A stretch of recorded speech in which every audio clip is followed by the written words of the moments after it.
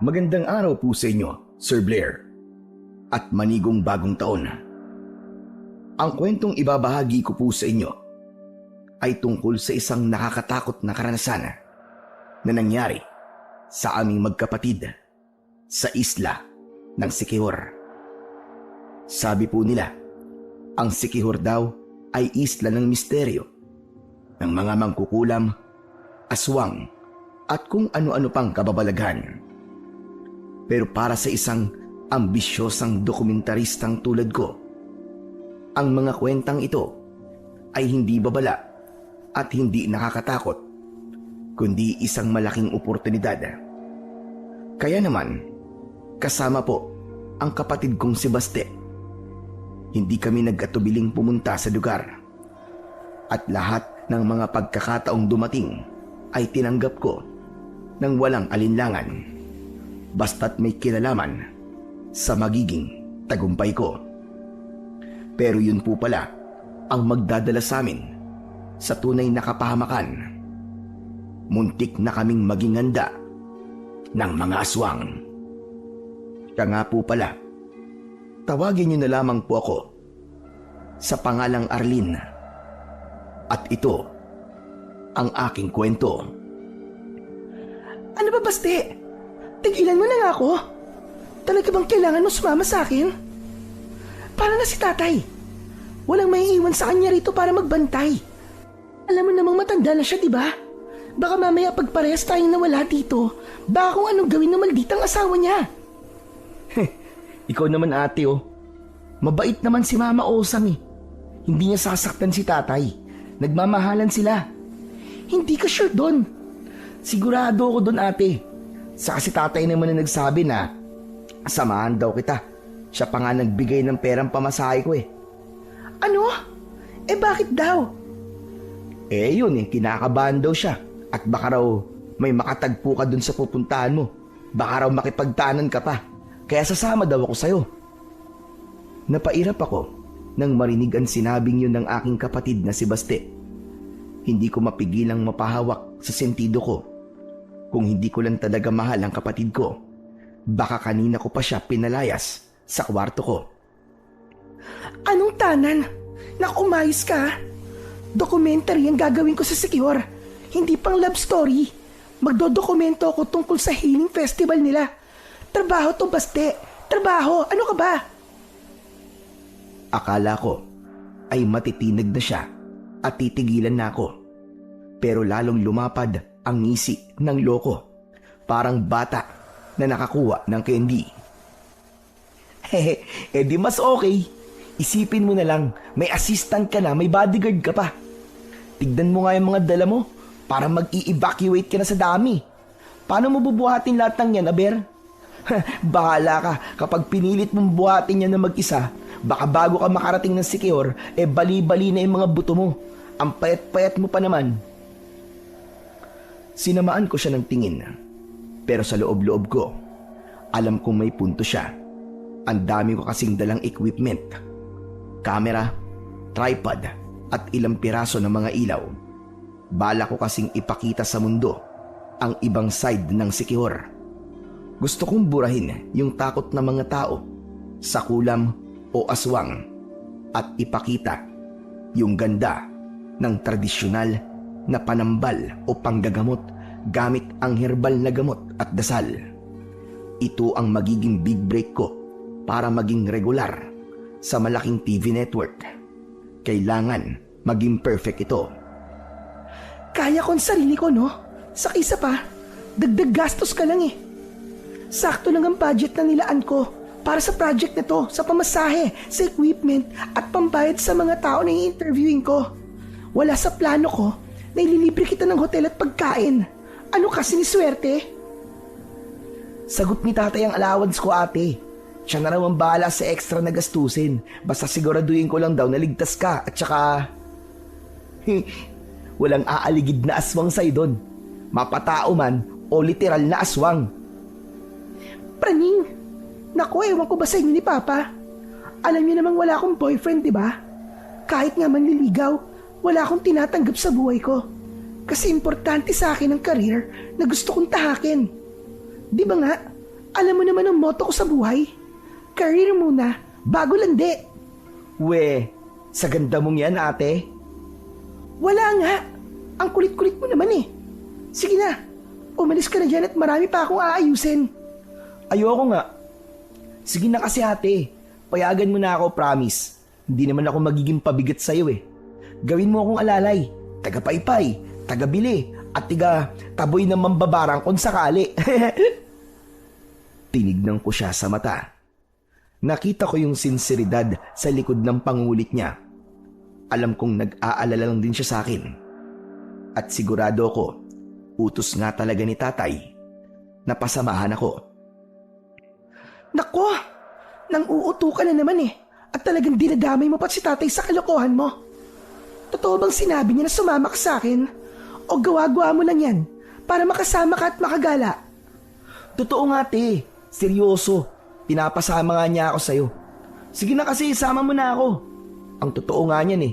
Gusto ko rin namang mamasyal saka makalanghap ng sariwang hangin kahit papano. Pagod na ako rito sa atin eh. Puro na lang usok ng karag-karag na sasakyan ng nalalanghap ko. Tignan mo nga oh.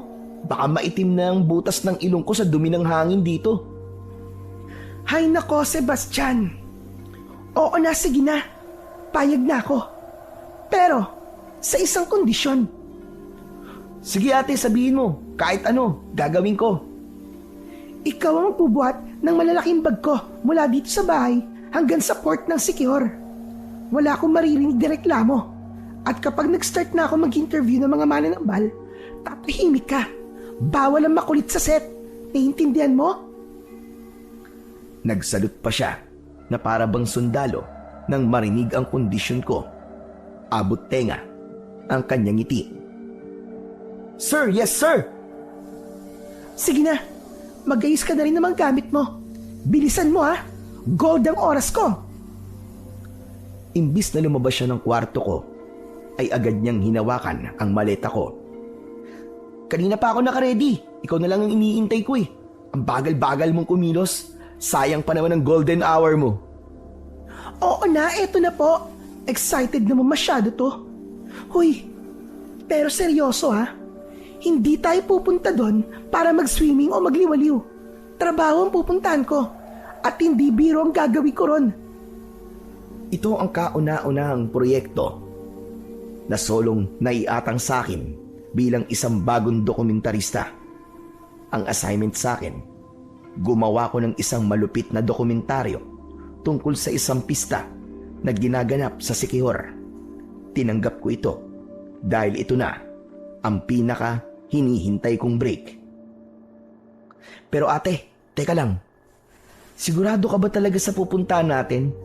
Hindi ba't sabi-sabi pugad daw ng mga aswang at mangkukulam ang isla ng Siquijor?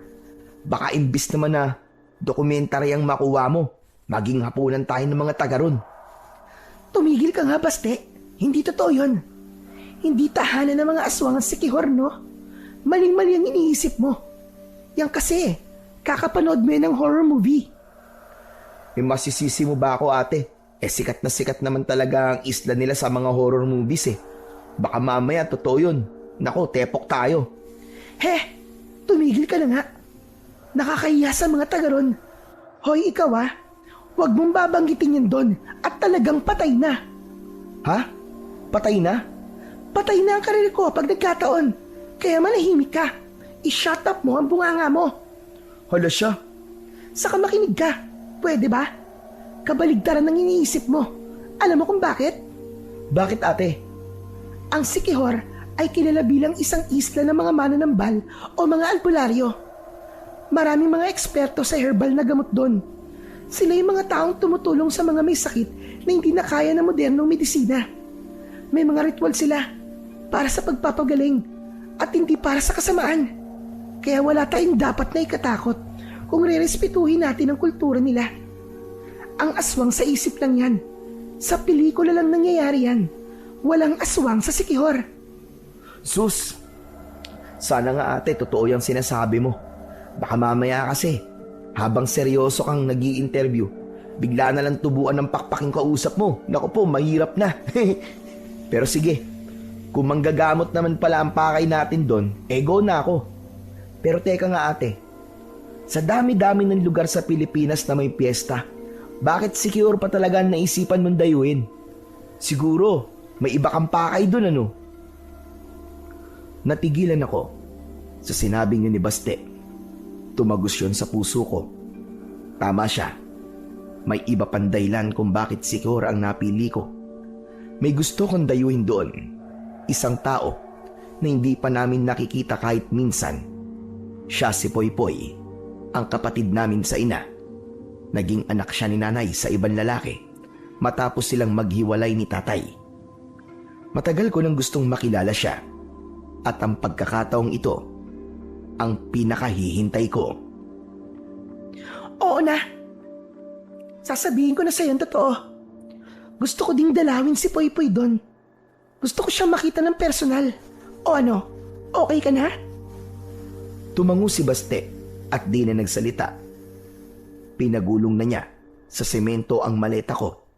Natutuwa ako kahit makulit siya dahil alam kong may magiging kasama at kakampi na ako sa misyong ito, lalo na't hindi ko alam kung anong klaseng kwento ang madidiskubre ko sa isla ng Siquijor o anong klaseng pagtanggap ang makukuha namin mula sa aming bunsong kapatid. Sumunod na ako palabas ng kwarto ko. Bit-bit ang backpack na naglalaman ng mga personal kong gamit. Pagkatapos nun ay lumabas na kami at sumakay ng taxi papunta sa terminal ng bus. Naging mabilis ang oras para sa akin. Mula sa taxi hanggang sa bus, hanggang sa makarating sa pantalan ng Dumaguete. Parang isang mabilisang serye lang ang nagdaan sa paningin ko. At hindi ko na nga namalayan na nakaupo na kami sa loob ng ferry na siyang maghahatid sa amin sa mismong isla.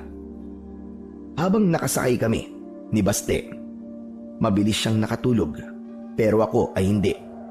Kinuha ko ang kamera ko para i-check ang mga shots na nakuha namin habang nasa biyahe. Habang nag-i-scroll ako sa screen, napansin ko sa sulok ng mga mata ko na para bang may nakatitig sa akin. Lumingon ako sa kabilang row. Mga 3 upuan ang layo mula sa amin. May isang matandang lalaki doon. Agad akong napatitig sa kanya dahil kakaiba siya sa mga pasaherong nandoon. Diretsong-diretso ang kanyang pag-upo at nakapatong ang kamay niya sa isang lumang bayong na nakakandong sa kanya. Naisip kong kunan siya ng litrato. Pero nang mapindot ko ang shutter ng kamera, biglang nagtagpo ang mga mata namin. Agad akong kinabahan. Hindi siya nakangiti, pero hindi naman mukhang galit. Blanko ang mukha niya. Bigla akong naging conscious sa kamera na hawak ko. Itinago ko ito agad sa loob ng bag ko. Naalala ko tuloy yung isang artikulo na karamihan daw sa mga totoong mananambal o mangkukulam sa lugar ay ayaw na nakukuhanan sila ng litrato nang walang pahintulot. Lalo at may paniniwala sila na kapag daw nakukuhanan sila ng mga litrato ay nababawasan ang kapangyarihan nila. Hindi nga lang ako sigurado kung alin siya sa dalawa. Ano ka ba, Arlene? Praning ka lang. Pagod lang yan. Napalunok ako. Kinakabahan na ako. Kaya siniko ko si Baste para gisingin. Pero umungol lang ang loko at bagyang tumalikod. Lumingon ulit ako sa pwesto ng matanda para tignan kung nakatingin pa rin siya sa amin. Pero laking gulat ko nang makitang bakante na ang upuan. Wala na siya roon. Dali-dali kong inilabas ang kamera ko para tignan ang litrato ng matanda kanina. Pero laking gulat ko nang wala roon ang litrato. Ang nakalagay, file error. Napahawak ako ng maigpit sa braso ni Baste. Ang excitement na nararamdaman ko ay biglang nahaluan ng kaba.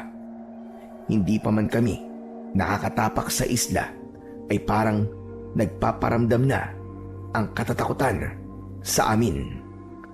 Maya-maya pa, biglang gumalaw si Baste. Tila naalimpungatan siya. Kinuskos ang mga mata niya. "Oh ate, Ba't parang namumutla ka? Para ka nakakita ng multo ah. Ha? Wala. Nahihilo lang ako sa alon. Sadyang hindi ko sinabi sa kanya ang tungkol sa matanda dahil ayokong pagtawanan niya ako at ayoko din na mag-alala siya. Sus, yun lang. Akala ko naman kung ano na.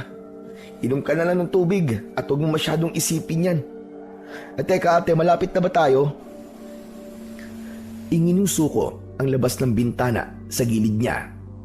Halos mapanganga siya nang makita sa labas ang luntiang bahagi ng isla na napapalibutan ng asul na dagat.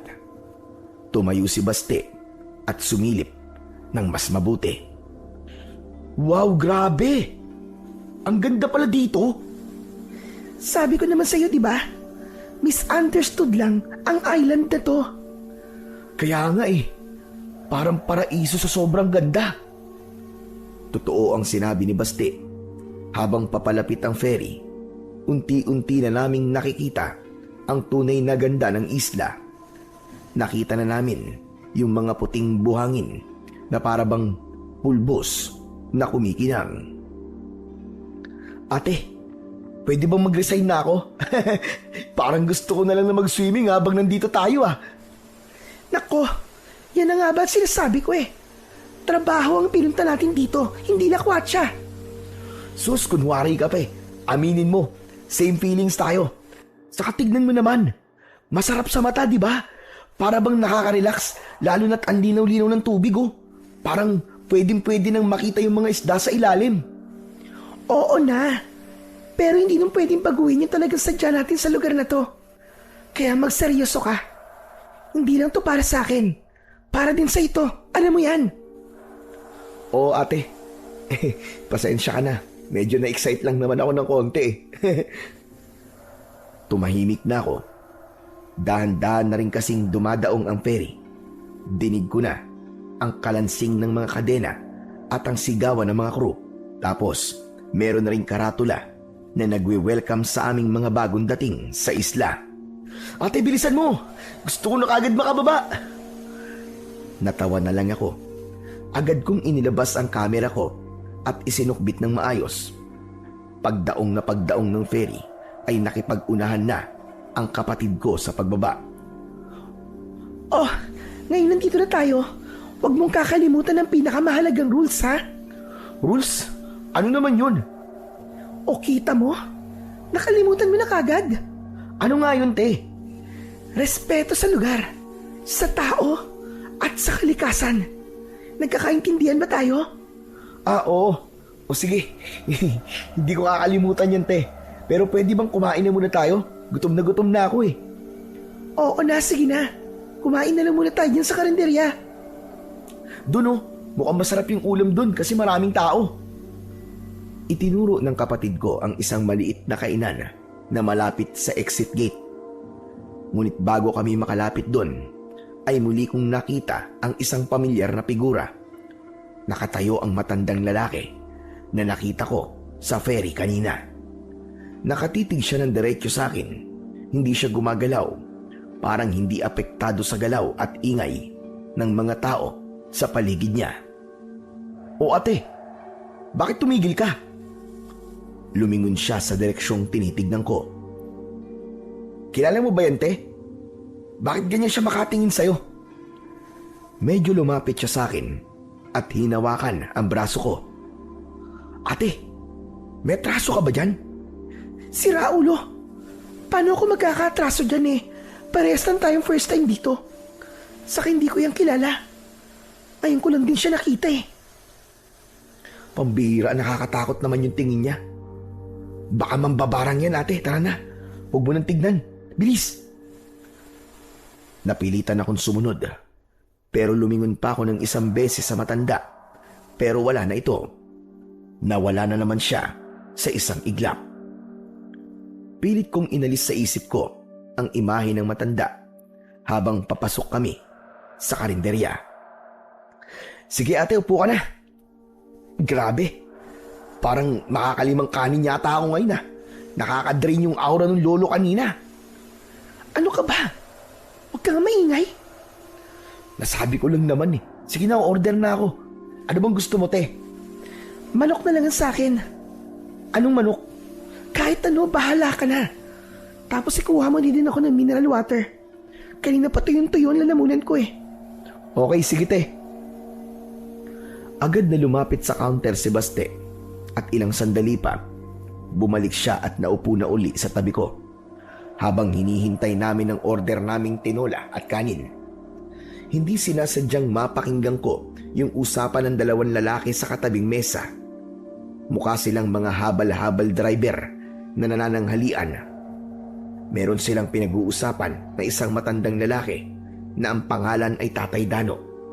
Sabi nila, siya raw ang haring mananambal. Medyo naintriga ako sa salitang haring mananambal at agad na napascroll sa cellphone ko.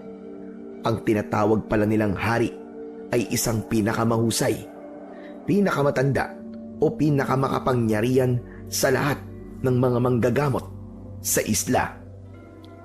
Tuwing mahal na araw, nagaganap ang Healing Festival sa Siquijor, partikular sa bundok Bandilaan. Dito nagtitipon-tipon ang mga mananambal para magluto ng panyulon, isang uri ng langis o gamot. Ang isang hari ay madalas na siyang nangunguna sa ritual na ito. Siya ang may alam ng pinakamaraming orasyon at mga sikretong sangkap na kinukuha pa sa kagubatan o sa bundok. Ayos to ah. Sino kaya yung Tatay Dano na yun? Sinubukan kong i-research pa kung may lalabas na pangalan sa mga lumang vlogs tungkol sa isla at sa matandang nabanggit nila. Pero wala. Talagang misteryoso. Napangiti ako. Naisip ko kasi na kapag makikilala ko at mai-interview ang matanda, ay ako pa lang ang kauna-unahang magsusulat o magdodokumentaryo ng isang katulad niya. Tutal ay tungkol naman sa kanila ang fiesta na tema sa gagawin kong dokumentaryo. Hindi ko na napigilan ang kuryosidad ko. Hinarap ko yung dalawang lalaki sa kabilang lamesa na kanina pa nag-uusap. Nakiusyoso na ako. Nakita ko ang biglang pag-atras ng upuan ni Baste sa semento. Halatang nagulat dahil sa biglaang pakikialam ko sa usapan ng mga estranghero. Habang nakikipagpalitan ako ng salita sa kanila, nalaman ko ang mga bagay na lalong nagpatayo ng balahibo ko. Ayon sa kanila, si Tatay Dano daw ay hindi lang basta manggagamot. Siya ang pinaka-respetadong healer sa buong Siquijor na naninirahan sa paanan ng bundok, Bandilaan. Siya raw ang gumagawa ng listahan ng 77 uri ng mga ugat at halaman na kailangang kolektahin tuwing Biyernes Santo. Ang sabi pa ng isa, bihira daw talaga itong bumababa ng bayan o kaya ay maglakbay.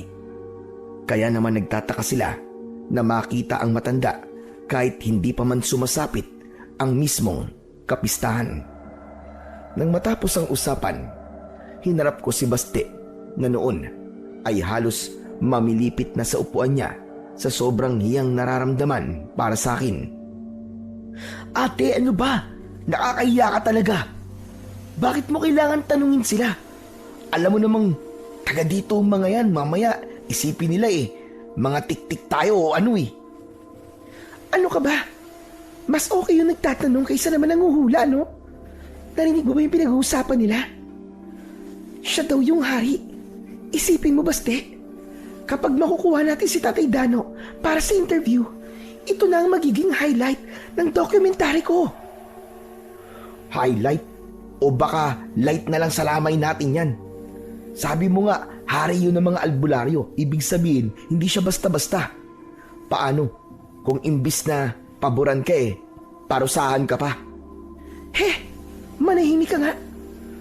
Huwag kang nega, kasi baka lalo tayong malasing yan Alam ko, siyang magiging swerte ko, Baste. Ito ang tinatawag na journalistic instinct. Journalistic instinct mo, mukha mo. Kinakabahan na ako sa iyo Baka mamaya imbis na video ang makuha mo, maging palakanan lang tayo sa pag-uwi natin. Yung mismong piyesta na lang ang pagtuunan mo ng pansin ate. Yung mga nagluluto ng kakanin, nagkakabit ng mga banderitas, ganun. Hayaan mo na yung matandang yun sa bundok nila.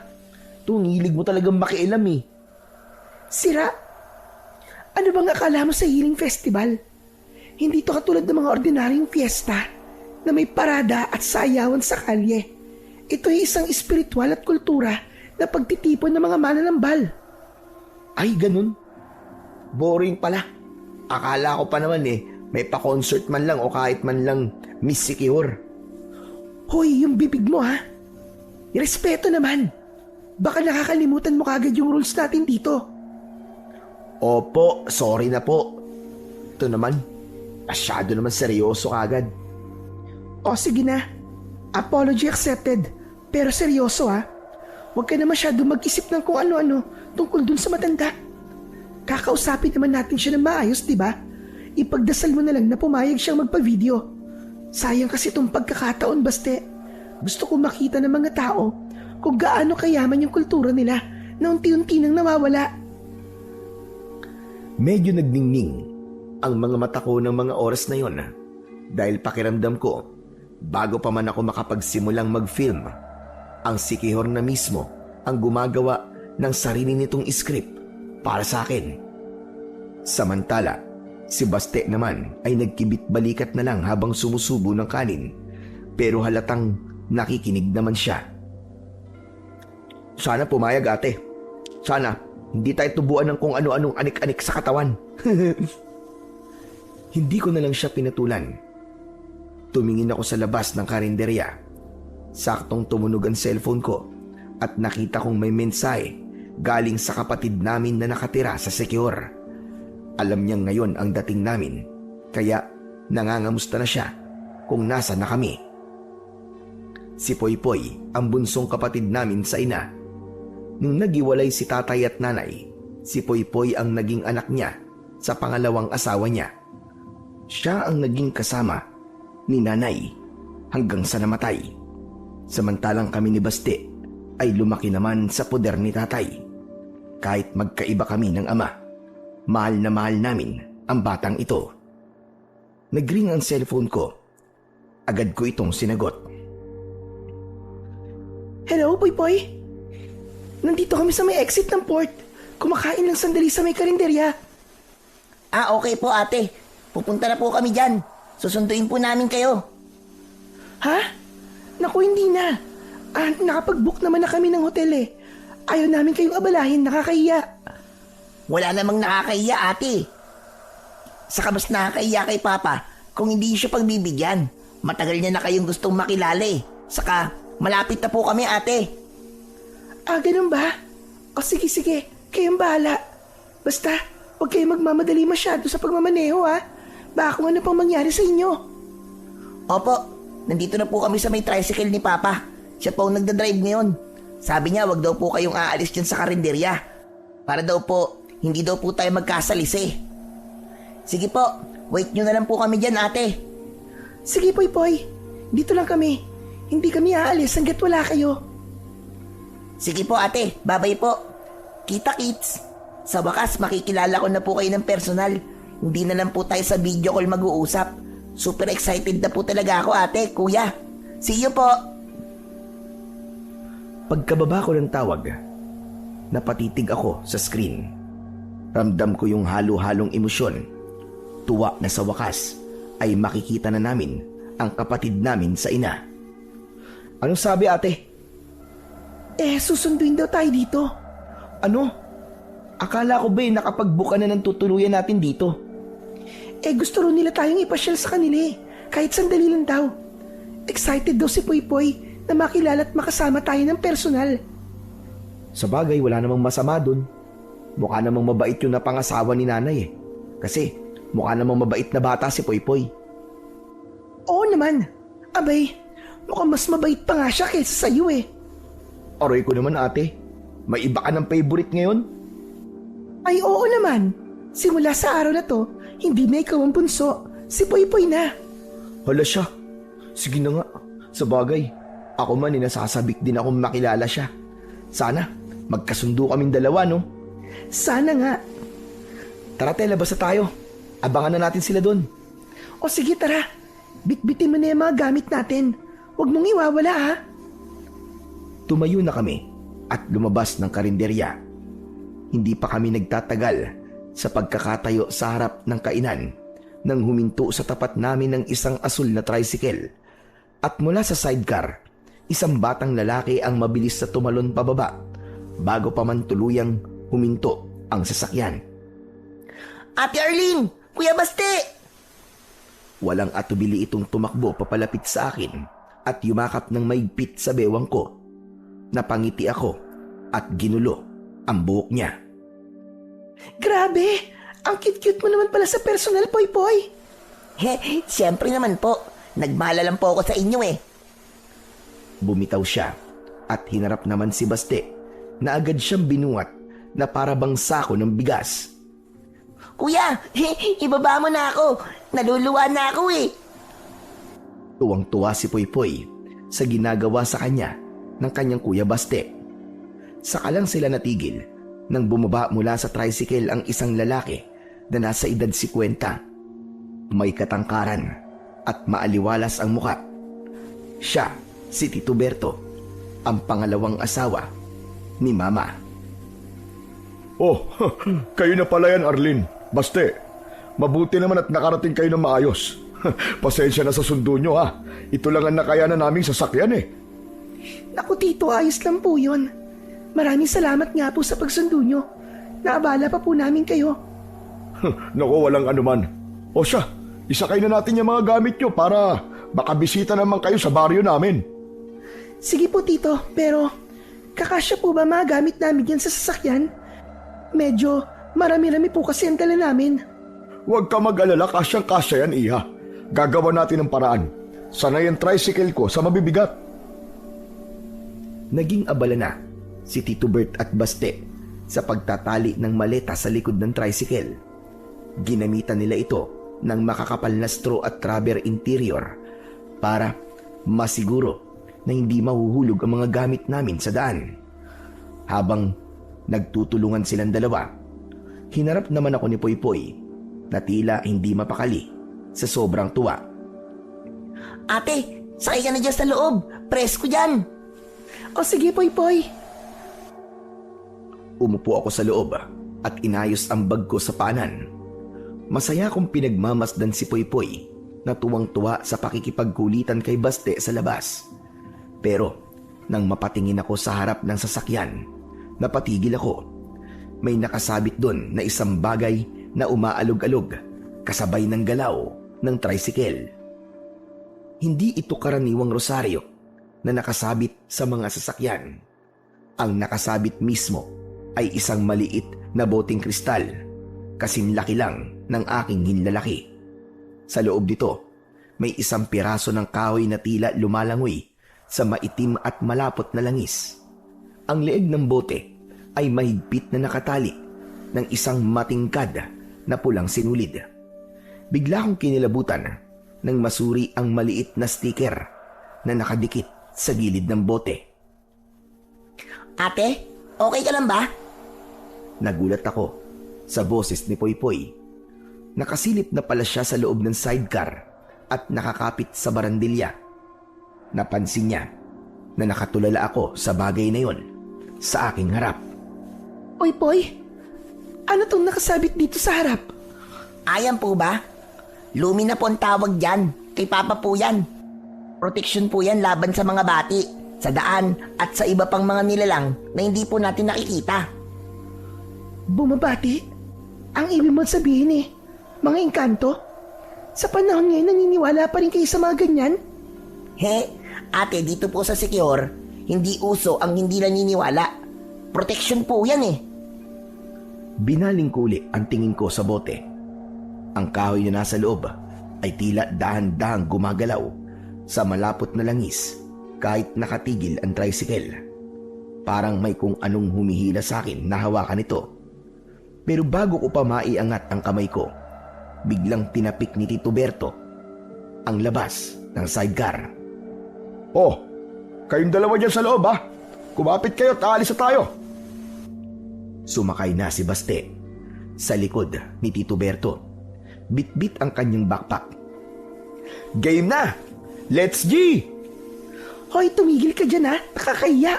Para ka naman bata. Ate naman ang KJ. Samantala, sa isang malakas na padyak, umandar na ang makina ng sasakyan. Habang tumatakbo kami, napansin kong hindi inaalis ni Poypoy ang tingin sa kalsada. Ang kanyang mga kamay ay mahigpit na nakakapit sa barandilya. Maya-maya pa ay may nadaanan kaming isang dambuhalang puno ng balete. Pagdaan namin sa tapat nito, biglang tumirik ang tricycle. Hala Tito, ano po nangyari? Naubusan ba tayo ng gasolina? Ha? Ay, hindi siguro. Kasi nakargaan ko naman to kanina eh. Napakamot sa ulo si Tito Berto. Bumaba siya at tinignan sandali ang motor, tapos ay muling sumakay. Sinubukan niyang padyakan, pero ayaw umandar. Pambihira naman buhay to. Ngayon lang naglukot to ng ganito ah. Sa gitna ng pagkalito at pagkadismaya, naagaw ng pansin ko ang lumina na nakasabit sa loob ng tricycle. Nanlaki ang mga mata ko. Ang langis kasi ay kumukulo. Poy, sandali. Tignan mo naman ang bote, oh. Napatingin siya sa bote at napansin kong nanlaki ang mga mata niya. Nag-iba ang timpla ng kanyang muka. Nakita ko na para bang takot siya. Anong meron, Poy? Bakit kumukulo yan?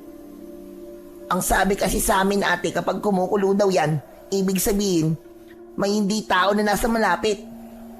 Ang punong yan ate. Marahil, dyan nakatira yung hindi nakikita.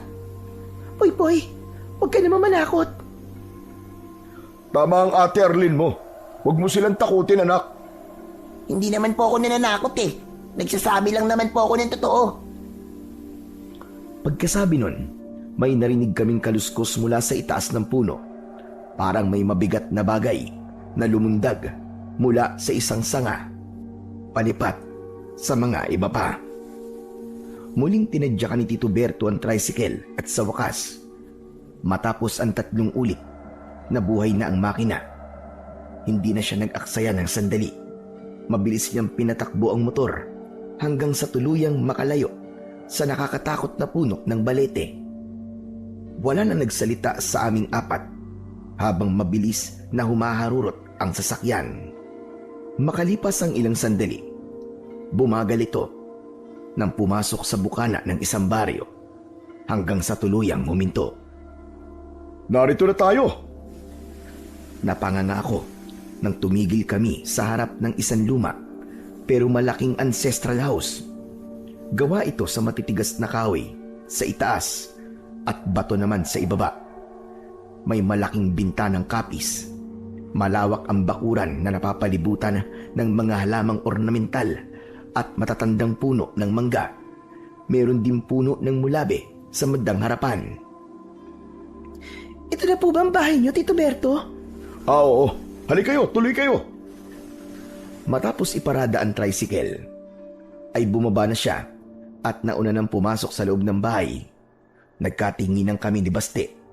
Parehas kaming nabigla dahil ang inaasahan naming madadatnan ay isang simpleng bahay lang. Ate, hanep, mukhang mayaman tong naging asawa ni nanay ah. Mukha nga. Tignan mo yung bahay, oh. Ang ganda, ang laki. Nang pumasok na ang bunso naming kapatid, sumunod na kami ni Baste at mas lalo kaming namanga sa loob. Maganda at kumpleto sila ng gamit. Nakita namin yung mga litrato ni nanay na nakadisplay sa sala. Ate, kuya, maupo na muna kayo. Salamat, Poy. Ilang sandali pa, may mga lumabas na tao mula sa kusina. Nagpakilala silang mga kaanak ni Tito Berto. Masayang-masaya daw sila sa aming pagdating. Isang matandang babae ang lumapit sa amin at sinabing kanina pa sila nakahanda para sa aming pagdating. Naglabasan ng iba pang pinsan at tiyahin ni Poypoy mula sa kusina. Tamang-tama daw ang aming pagdating dahil magkakaroon sila ng pista sa kanilang baryo. Iba ito sa Healing Festival na balak kong i-documentary. Yun! Sa wakas meron na totoong pista na magaganap. Ano ba, Baste? Tumigil ka nga. Para kang bata. Saka pwede ba? Ingatan mo yan lumalabas sa bibig mo. Ang sungit mo naman, ate.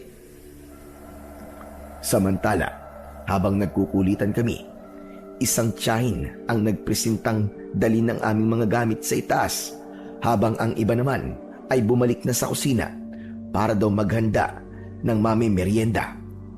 Umupo sa tabi namin si Tito Berto. Pasensya na kayo kung medyo magulo rito, ha. Masaya lang talaga akong patuloyin kayo rito sa bahay ko, eh. Ituring niyo na itong sarili niyong tahanan, ha. Salamat po, Tito. Wala yun, ano ka ba? Kaso, Tito, baka hindi po kami magtagal dito. Nakapag-book na po kasi kami ng hotel eh. Nakakahiya po kasi na makakaabala po kami sa inyo rito. Ano? Sa hotel? Naku, wag na kayong tumuloy doon. Ipakancel nyo na ngayon din. Kung bakit naman kasi nagpabook pa kayo, eh. Binilinan ko itong si Poypoy na sabihin sa inyong dito na lang kayo tumira habang nandito kayo sa isla. Napakamot sa ulo si Poypoy. Umamin agad siya na nakalimutan niyang banggitin ang detalyeng yun sa amin. Naku, Tito, ayos lang po talaga kami. Nakakahiya po talaga. Magiging istorbo lang po kami dito sa inyo eh. Saka sayang po yung pinambayad po namin sa hotel. Ang alam ko po, bawal na pong mag-cancel eh. Eh kung bawal mag-cancel, hayaan nyo na. Magkano ba ang ibinayad nyo nun? Papalitan ko na lang yung pera basta dito lang kayo mamalagi. Mas ligtas dito at mas masarap ang pagkain. Naku, Tito, wag na po. Wag niyo na pong bayaran yung para sa hotel. Sobra-sobra na po yung pagtanggap niyo sa amin dito. Eh di sige, kung yan ang gusto mo. Pero dito na kayo, ha. Huwag na sa hotel. Ako nang bahala sa inyo dito. Nagkatinginan kami ni Baste. Alam naming pareho na wala na kaming magagawa sa alok na tulong ni Tito Berto. Mahirap na siyang tanggihan dahil baka mainsulto siya kapag di ko yun tinanggap. Sige po, Tito. Maraming salamat po. Yan! Yan ang gusto kong marinig. Mabilis na lumipas ang mga oras matapos ang mahabang biyahe at mainit na pagtanggap ni na Tito Berto sa amin. Tila hindi na namin namalayan ang paglubog ng araw. Sa sobrang pagod, bagya pa kaming nakatulog ni Baste sa kwarto bago kami tinawag ni Poypoy para maghapunan. Pagbaba namin sa kusina, nakahain na ang mainit na ulam at kanin. Sari-sari ang naroon na lamang dagat. Wow, grabe! Ang sasarap naman nito, Tito Berto. Alam mo bang napakamahal nito sa amin? Bira kami makakain ng ganitong sariwang lamang dagat. Nako, Baste. Dito sa Siquijor, karaniwang ulam na lang yan dito. Minsan nga, ipinapahingi na lang yan ng mga mangingisda, lalo na kung marami silang huli sa dagat eh. Talaga po? Naku ate, baka mamaya hindi na ako umuwi nito. At ito, baka kailangan niyo pa po ng isang anak ha. Ampunin niyo na po ako kahit tagahugas lang po ng pinggan. Basta po ganito palagi ang ulam. Ayos na palagi sa akin yun. Hoy, ano bang pinagsasasabi mo dyan? Nakakahiya ka talaga, Baste. Puro ka nalang biro eh. Ate, hindi yung biro. Seryoso ako. Kung ganito kasarap palagi ang ulam araw-araw, baka dito na ako tumira. Wala namang problema sa akin yung Baste. Magstay ka dito hanggang gusto mo. Walang problema yun. O ate, narinig mo yun ha. Wala daw problema. Hay nako, bahala ka na nga. Sige lang iyo. Kumain ka na kumain. Huwag kayo mahihiya. Marami pa niyan sa kaldero. Ikaw Arlene, kumain ka na din para makabawi kayo sa pagod nyo sa biyahe. Hindi pwedeng mangayayat kayo dito sa poder ko. Salamat po, Tito. Mukhang masarap nga po lahat ng pagkain. Pero Tito, matanong ko lang po. Alam niyo po ba kung saan po ginaganap yung Healing Festival? Healing Festival? Bakit? Yun po kasi talaga sa ko dito. May kailangan po akong buuing video kung saan kailangan ko pong may dokumentaryo kung paano at ano po ang nagaganap sa fiesta na yon. Plano ko po kasing simulan na bukas yung pagkuha po ng mga footage. Dun yon sa may bundok ng Bandilaan. Pero kung gusto mong kumuha ng footage, yung mismong kapistahan na lang. Kasi hindi ka basta-basta makakapasok sa lugar na yun nang walang paintulot eh. Ganun po ba? Itong piyesta dito sa amin, ayaw mo bang i-video? Okay lang naman po. Pero kasi parang pangkaraniwang piyesta lang po yun eh. Mas interesting po kasi ang Healing Festival para sa akin. Okay, sige. Susubukan ko makipag-usap sa mga mananambal doon at hihingi tayo ng paintulot sa kanila. Hindi ko maipapangako pero gagawin natin ang paraan yan. Talaga po? Naku, maraming salamat po talaga, Tito. Malaking tulong po yun para sa project ko. Masayang masaya ako dahil sa wakas ay parang nakikita ko na magtatagumpay ako sa dokumentaryo ko. Dahil sa gaan ng loob ko, gumana lalo ang aking panlasa. Kumuha ako ng kanin at tinikman ang inihain nilang lamang dagat. Ngunit sa kalagitnaan ng paghahaponan namin, bigla kong naalala ang tungkol kay Tatay Dano. Matanong ko lang po pala. Kilala niyo po ba ng personal si Tatay Dano? Gusto ko po kasi siyang ma-interview at maisama sa video bilang hari po ng mga mananambal. Si Tatay Dano ba ka mo? Nako, mahirap yung balak mo. Mailap sa media matandang yun. Hindi siya basta-basta nagpapa-interview, lalo na kung may nakatutok sa kanyang kamera. Bakit po? Baka naman po pwedeng madaan din sa pakiusap. Alam ng lahat ng taga dito sa amin na kwento tungkol sa kanya. May mga dayuhan din pumunta noon, mga journalist daw galing sa lungsod. Nagpumilit silang sundan ang matanda kahit pinagbawalan na. Ayun, kinabukasan hindi na makabangon. Nagkaroon sila ng sakit. Kaya kung ako sa'yo, iba na lang ang idokumento mo. Mahihirapan ka talaga dyan kay Tatay Dano. Ako na nagsasabi sa'yo. Si Papa masyado namang OA sa pagpapakilala kay Tatay Dano. Ate, huwag ka maniwala kay Papa. Tumahimik ka nga dyan, Poy-Poy. Kumain ka na nga lang dyan at nakikisabat ka pa sa usapan na matatanda. Pero Papa, mabait naman po si Tatay Dano, di ba? Hindi naman siya nananakit kung wala kang ginagawang masama. Di ba nga? Siya pa nga ang nagbigay sa inyo ng lumina sa tricycle nyo para protection mo. Tapos, siya din po ang gumamot sa'yo nung naaksidente ka. Totoo po ba yun?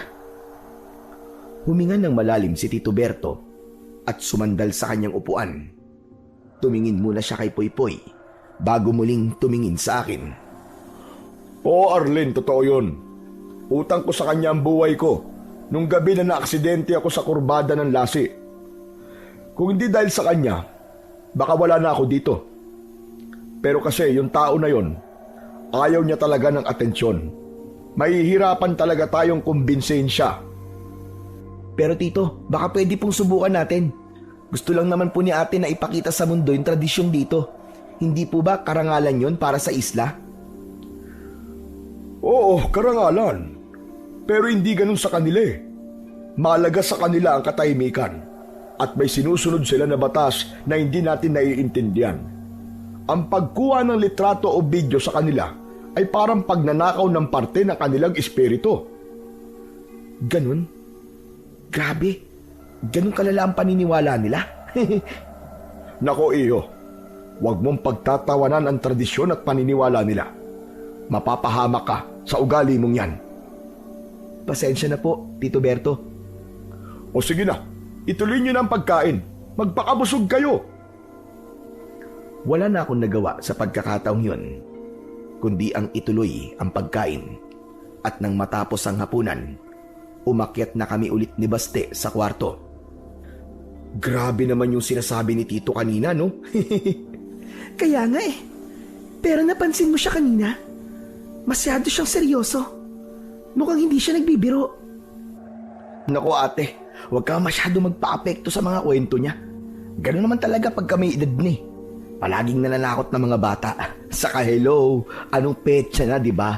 Mahilig pa rin sila sa mga sumpa-sumpa at pamahiin. Akalain mo ba namang naniniwala silang mababawasan ng kaluluwa nila kapag kinukunan sila ng kamera? Tignan mo nga. Pero paano kung totoo? Paano nga kung talagang mailap siya, Baste? Ito na yung big break ko sana eh. Ang tagal ko nang pinagandaan to. Tapos ngayon bago pa magsimula parang hinaharangan na kagad ako ng pader. Nakakalungkot lang. Kasi kung di natin makukuha at mapapapayag si Tatay Dano, hindi mabubuo ang dokumentary na to. Ituloy mo lang, te. Gagawa tayo ng paraan. Iisip tayo ng tamang diskarte para dyan. Tamang diskarte? Anong diskarte mo doon? Ayaw nga ng camera, di ba? Kung ayaw niya ng malaking camera na nakatutok sa mukha niya, di gamitan natin ng mga hidden camera, yung maliliit na hindi niya mapapansin. Napatigil ako. Tinignan ko si Baste at dahan-dahang napangiti. Alam mo, tama ka. Naku, mabuti naman at gumagana yung utak mo. May gamit at pakinabang ka rin naman pala no? Siyempre naman, ako pa ba? Ano, game na ba? Oo naman. Naku, mabuti pa nga. Ihanda na natin yung mga maliliit na camera para may magamit tayo bukas. Kung ayaw ni Tito na lumapit, di ako na makikiusap. Baka sakali, tanggapin niya tayo at paunlakan. Biglang tumahimik nang matapos ako magsalita. Bigla akong napatingin kay Baste. Nakapako ang tingin niya sa bintanang bahagyang nakabukas sa gilid ng aming silid. Hoy, Baste! Natahimik ka na dyan. Anong nangyari sa'yo? Hindi siya sumagot. Dahan-dahan siyang tumayo at lumapit sa may bintana. Ate, tignan mo to. Lumapit din ako at tinignan yon. Doon sa may hamba ng bintana at sa labas mismo ng pasimano, may mga bagay na hindi namin napansin kaninang unang pumasok kami sa silid na yon. Nakasabit ang ilang piraso ng bawang na itinali gamit ang pulang sinulid. Kasama din dito ang ilang piraso ng tuyong sanga ng suwa at ilang piraso ng kalamansi na hiniwa sa gitna. Ano ang mga yan? Alam ko mga ganito, ate. Napanood ko na to sa mga dokumentary at sa horror movies. Proteksyon to laban sa mga aswang. Ano ka mo? Pambihira ka naman Huwag ka nga manakot. Hindi ako nananakot, ate. Seryoso ko. Yang bawang, matagal nang pinaniniwalaan yan na ayaw ng mga aswang. Kumbaga parang ayaw nila sa amoy niyan. Yung kalamansi naman, hindi lang yan basta pang asim. May kakayahan daw yan na maglantad ng kanilang pagbabalat kayo. At yung sanga ng suwa, sabi ng mga napanood ko at sa mga kwento-kwento, nakakasugat daw talaga yan ng aswang. Yung mga tinik niyan kapag tumama sa balat nila, hindi agad naghihilom. Bakit sila meron yan? Ibig bang sabihin? Hindi ko na naituloy ang gusto kong sabihin. Bigla kasi ako napalingon sa labas. Sa may harapan ng bahay, nagliliwanag ang puno ng mulabe. Basta tignan mo, dali. Ang ganda. Wow, ano yan? May Christmas lights kahit mahal na araw. Sira, hindi yan Christmas lights. Alitap-tap yan. Talaga? Alitap-tap ang mga yan? Alam mo ba?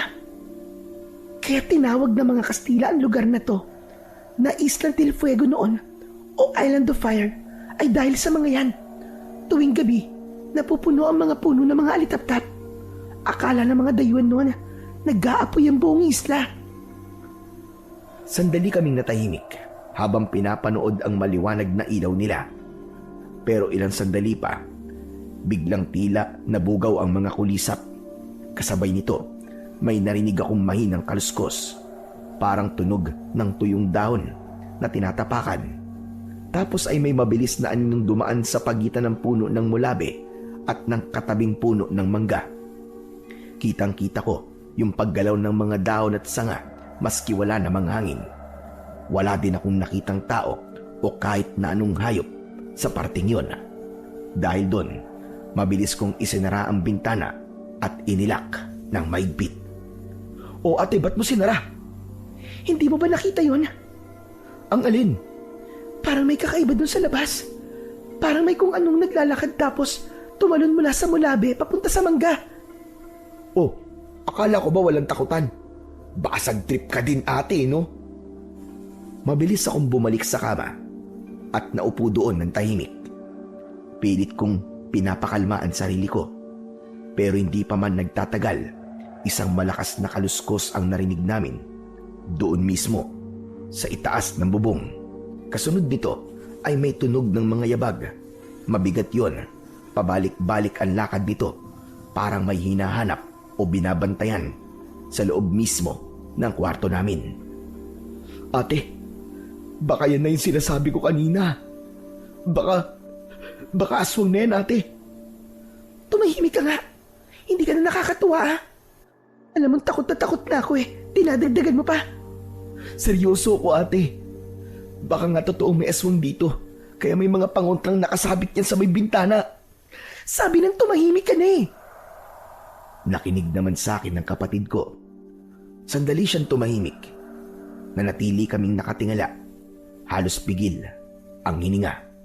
Pabalik-balik pa rin ang mga yabag. Pero makalipas ang ilang minuto, biglang may naghabulan sa itaas. Tapos isang mahaba at malakas na meow ang narinig namin bago muling tumahimik ang paligid. Anak ng pusa lang pala eh. Pusa lang pala nag-aaway sa bubong, ate. Akala ko talaga aswang na. Sus Mariosep naman talaga, oo. Inirapan ko siya at nahiga na ako sa kama. Hindi ako tumawa.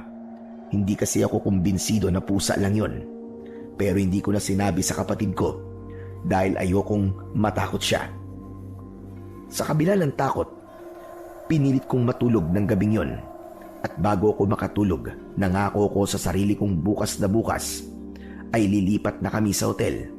Di na baling magkanda doble-doble ang gastusin basta't walang aswang na aali-aligid. Kinabukasan, pagdilat na pagdilat ng mga mata ko ay agad kong inasikaso ang ilang mga gamit namin. O ate, anong ganap? Bakit nag-iimpake ka na kagad? Maaga ba ang shoot? Hindi. Pero lilipat na tayo sa hotel. Ha? Hotel? Akala ko ba dito tayo? Aha, teka. Tungkol ba to sa nangyari kagabi? Tumango lang ako bilang sagot habang abala sa pagsasara ng zipper ng maleta ko. Ayoko nang magpaliwanag pa. Basta ang alam ko, gusto ko nang umalis sa lugar na yon. Samantala, habang patuloy kami sa paglilipat, may narinig kaming humintong tricycle sa tapat ng bahay. Agad namang lumapit sa bintana si Baste at sumilip. Ate, si Tito Berto yung dumating. Parang ang seryoso ng mukha, ate. Paano tayo magpapaalam sa kanya? Nakakahiya. Ako nang bahala. Ako na lang ang magpapaalam. Talaga? Naku, sana lang hindi sila ma-open sa biglaan nating pag-alis dito. Natigil ang pag-uusap naming magkapatid nang biglang may kumatok sa pintuan. Gising na ba kayo magkapatid? Opo, Tito. Mabuti naman, sige. Bumaba na kayo at tara na magkape. Sige po, susunod na po kami. Tumingin ako kay Baste at sinenyasan siya. Alam niya na ang ibig sabihin nun. Oras na para bumaba at magpaalam. Pero ako, bago ako lumabas, kinuha ko ang isang pen camera mula sa aking equipment bag at maingat na ikinabit sa bulsa ng suot kong blusa. Sinigurado kong ang maliit na lens nito ay nakalitaw ng sapat para makakuha ng video pero hindi agad mapapansin ng ordinaryong mata. Hindi pa ako nakontento. Kinuha ko rin ng isang maliit na digital camera at inilagay ko ito sa aking bulsa. Ate, ba't may nahanda yung mga camera mo? Huwag mong sabihin pati sila Tito gusto mong i-video. Hindi naman. Pero kasi, kailangan natin maging handa palagi. Baka kasi may biglang magandang pwedeng kuhanan ng footage, di ba? At saka, para na rin sa seguridad natin. Just in case lang. Pagkatapos nun, ay bumaba na kami sa kusina kung saan naghihintay ang mainit na kape at sina Tito Berto. O sige na, maupo na kayo. Sige po. Salamat po, Tito. Masaya ang naging simula ng aming pagkakape. Nag-enjoy kami sa kwentuhan habang sinisip-sip ang kape. Pero sa gitna ng tawanan, Bigla kong nakaramdam ng pagkailang. Napansin ko kasing nag-iba ang tingin sa akin ni Tito Berto. Panay ang titig niya sa mukha ko, pababa sa aking dibdib. Napahalukip-kip ako at pasimpleng tinakpan ang aking dibdib. Agad namang iniwas ni Tito Berto ang kanyang tingin at biglang binago ang usapan. Alam mo, kamukha mo ang nanay mo. Ha? Ako po? Oo, medyo mas maputi ka nga lang ng konti. Saka mas maayos ang buhok mo at mas maayos kang manamit.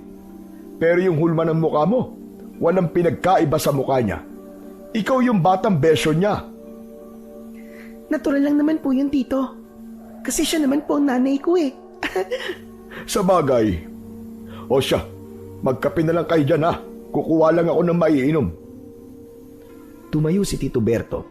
Sa pagkakataong yon, habang nakatalikod siya, pasimple kong itinapon ng kape mula sa tasa ko sa labas ng bintanang malapit sa akin. Hindi yun napansin ng kasama kong nasa mesa. Hindi ko alam kung bakit ko ginawa yun. Pero kasi may masama akong kutob. Nasa isip ko, baka may mangyaring hindi maganda. Maya-maya pa bumalik si Tito Berto. Pagkaupo niya, ay biglang tumunog ang kanyang cellphone. Hello? Oo nga. I-deliver ko na ngayong araw. Huwag naman kayong apurado. Oo. Ako nang bahala. Pagkatapos nun, ay ibinaba na niya ang tawag at napabuntong hininga. Napansin kong nanginginig ang mga kamay niya habang hawak ang tasa at parabang namumutla ang kanyang muka. Doon na ako nagpasyang magpaalam. Tito Berto, salamat po sa lahat ha. Pero naisipan po kasi namin ni Baste na doon na lang po talaga kami sa hotel tutuloy. Mas malapit po kasi yun sa mga lugar na kailangan po namin kuhanan ng footage para hindi po kami makabala sa inyo. Ano?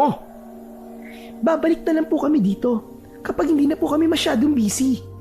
Teka, bakit parang biglaan naman yata? Hindi man naging magandang tulog nyo dito? O baka naman may hindi kayo nagustuhan sa pamamahay ko kaya gusto niya lumipat kagad? Naku, hindi po ganun, Tito. Sobrang okay po ang lahat dito. Talagang naisip lang po namin na kailangan po naming lumipat para mas mapalapit po kami sa bundok ng Bandilaan. Para po, hindi na po kami maging abala pa sa inyo. Kayo ang bahala kung yan talaga ang desisyon nyo. Sayang naman.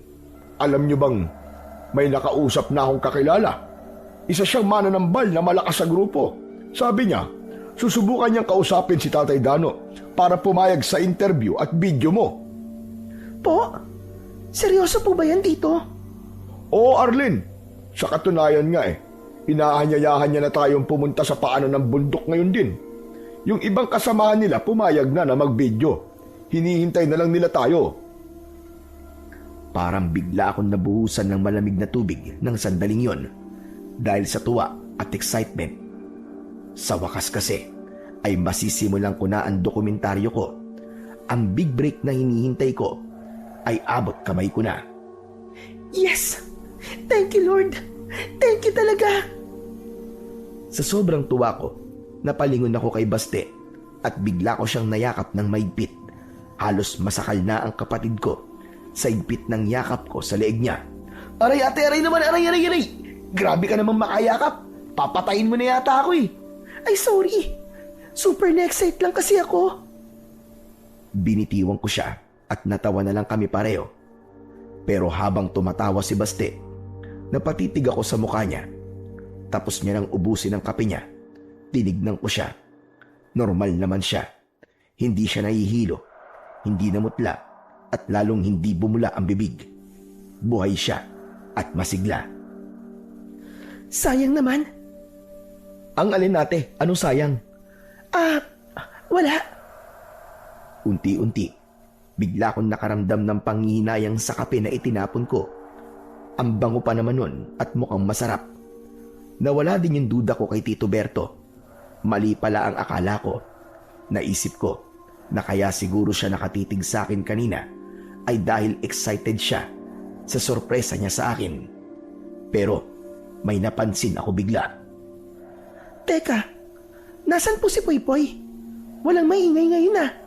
Oo. Wala siya ngayon dito dahil inihatid ko siya sa kapatid ko. Mahirapan kasing sumama ang bata. Baka mainip lang dun sa pupuntahan natin. Ganun po ba? Sayang naman, hindi man lang ako nakapagpaalam sa kanya. Pero sige po, babawi na lang po ako pagbalik. Oo, hayaan mo na. Makikita mo rin naman kagad siya. Pero bago tayo umalis, may paalala lang ako sa inyo ha. Yung pupuntahan natin ay sa paanan ng bundok. Hindi yung tulad dito sa baryo o sa pinanggalingan ninyo. Teka, ano po bang ibig niyo sabihin, Tito Berto? Ang ibig ko sabihin, simpleng komunidad lang ang nandoon. Walang malalaking bahay. Puro mga maliliit na kubo lang ang matutuluyan doon. Okay lang po yun, Tito. Parte po yun ng trabaho. Sanay naman po ako mag-adjust. Sigurado ka? Ikaw, Baste? No choice, Tito eh. Kailangan ko mag-adapt. Talaga lang ha? Sanay ba kayo matulog ng walang malambot na kutsyon, walang mabangong unan, at lalong walang aircon? Sus, yun lang pala, Tito eh. Boy Scout po to nung elementary, no? Kayang-kaya yun. Basta, wag lang mawawalan ng signal ng telepono ko. Yun lang. Swerte kung meron doon. Nako po, yun ang hindi ko po kaya. Ang arte mo naman. Kayang-kaya mo yan, no? Basta, magawa lang natin yung interview at footage kay Tatay Dano, ayos na. Kailangan natin maganda sa kahit na ano. Ayos yan, Iya. Yan ang gusto ko. O siya, kung ganun tayo na, tulungan nyo akong magkarga ng mga gamit nyo. Huwag masyadong madami Dalhin nyo lang kung ano ang kailangan kasi medyo mahaba-haba ang lalakarin natin. Kapag pumasok na tayo sa gubat, di na pwedeng ipasok ang tricycle dun eh.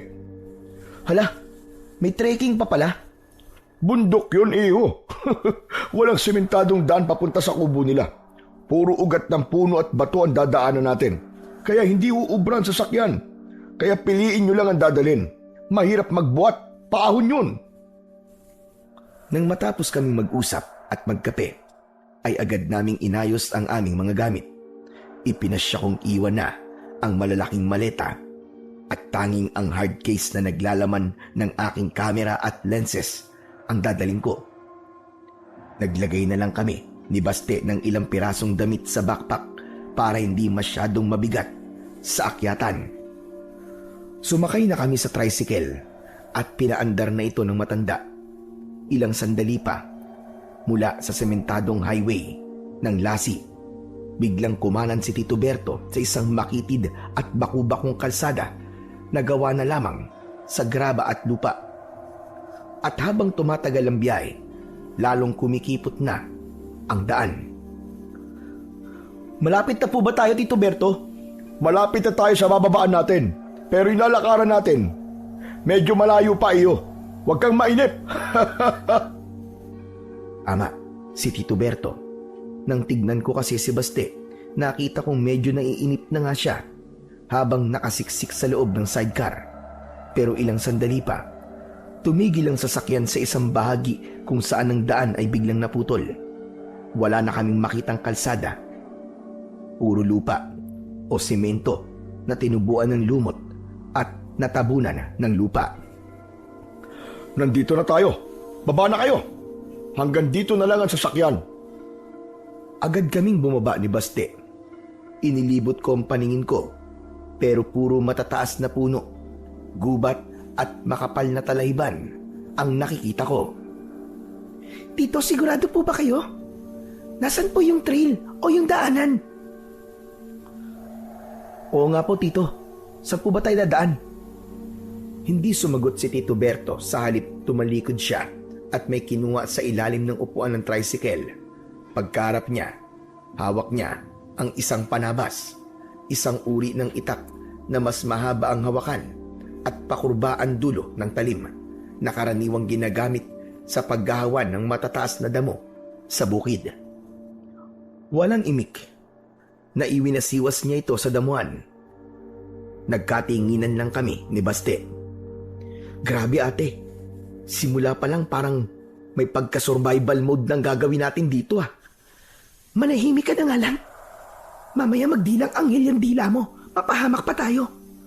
Mabuti pa ilalabas ko na yung hard case at bitbitin mo. Kinuha ko ang hard case sa loob ng tricycle. Pero bago yung tuluyang mailabas, napansin ko yung lumina. Kumukulo ang langis sa loob nito. Bigla kong kinalibutan nang makita yon. Ate, dalian mo naman. Si Tito Berto, ayun na oh. Malayo na. Eto na nga. Sandali lang. Nang mailabas ko ang hard case, agad naman itong kinuha ni Baste at nagmamadali kaming sumunod sa nilinis na daan ng matanda. May gitsang oras siguro kaming naglakad bago kami nakakita ng mga senyales na may taong ang nakatira sa liblib na pook na yon. Sa gitna ng masukal na gubat, unti-unting lumitaw ang ilang mga lumang bahay kubo. Huminto si Tito Berto. Nagpunas ng pawis sa noo gamit ang likod ng kanyang palad. Saka itinuro ang pinakamalaking kubo sa gitna. Andito na tayo. Doon tayo tutuloy. Maglalakad na sana kami ulit, pero biglang may gumalaw sa ilalim ng kubong itinuro niya. Isang batang lalaki, madungis, magulo ang buhok at nakasuot ng punit na sando at biglang tumakbo palabas mula sa silong. Mabilis siyang kumaripas ng takbo patungo sa kakawyan at hindi man lang lumingon sa amin hanggang sa hindi na namin siya nakita. Nagkatinginan lang kami ni Baste. Nakita mo yun, ate? Sino kaya yun? Hindi ko alam. Sabay lang tayong dumating dito. Sa palagay mo, kilala ko mga nakatira dito. Ang suplado mo naman. Binuhat ko na nga itong mabigat na gamit mo tapos susungitan mo pa ako. Paano ang kulit mo? Tumahimik si Baste. Nagpatuloy na si Tito Berto sa paglalakad, kaya sumunod na kaming dalawa. Pero pamaya-maya ay hindi nakatiis si Baste. Tito, nasan po mga tao? Bakit parang ghost town tong pinagdalhan niyo sa amin? Ang weird. Sigurado po ba kayong may mga nakatira po dito? Masyado ka naman nervyoso, iho. Busy ang mga tao ngayon dito. Alam niyo naman na puro mga mananambal ang mga nakatira dito, hindi ba? Malamang nasa gubat silang lahat ngayon. Naghahanap ng mga ugat at halamang gamot para sa gaganapin nilang pista. Todo handa na sila para bukas. Meron din ba silang mga batang kasama dito katulad nung nakita natin kanina? Hindi ako sigurado eh. Hindi naman kasi ako madalas dito. Pero baka nasa gubat din sila. Tumutulong sa paghahakot ng mga halamang gamot. Sabi naman ng mga kaibigan ko, kapag daw dumating tayo ng mas maaga, ay hintayin na lang natin sila dito sa kubo. Naglakad si Tito Berto palapit sa pinto ng malaking kubo at sinenyas ang kaming sumunod. Mabuti pa ay tumuloy na tayo sa loob para makapagpahinga na tayo at maibaba nyo na ang mga bitbit nyo. Mabubuksan po ba natin yan? Mukhang sarado eh. Hindi ba nakakahiya po na basta na lang po tayong tutuloy nang wala silang pahintulot? Hay nako Arlene, ako ang bahala. Sabi ko naman sa inyo, kilala ko ang mga tao dito. Walang magagalit. Halina kayo. Wala na kaming nagawa. Kahit nag-aalinlangan, sumunod kami ni Baste habang inaakyat niya ang hagdang kawayan at tinulak ang pinto ng kubo. Pagpasok namin, agad na napatigil kami ni Baste. Napansin namin kagad ang mga itim na kandila na nakatirik sa saig. Napansin din namin na walang gamit sa loob, walang mesa, walang upuan o kahit maliit na bangko man lang.